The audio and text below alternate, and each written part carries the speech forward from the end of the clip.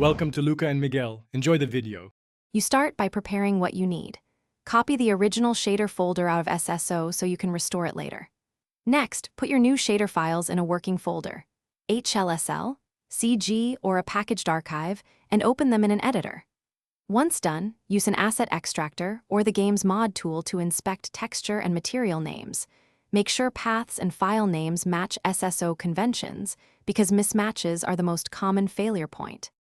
Now you replace and configure. Copy shader files into the SSO shader directory, then update the material config or meta entries so they reference the new shader by exact name. Make sure texture names, formats, and resolutions match the game's requirements, and set any shader keywords or properties the engine expects. Once done, adjust parameters like roughness, metallic, or emission values in the material file. This is where you control visual intensity and performance trade-offs. Finish by testing and optimizing. Launch SSO with a clean test profile and watch console logs for shader compile errors and warnings. If performance drops, reduce shader complexity, lower texture resolution, or disable optional render passes.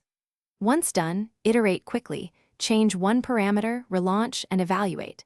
If the game crashes, revert to your backup and inspect the error lines shown in logs. They usually point to missing includes or. Thanks for watching and please subscribe. It's the best investment you'll ever make.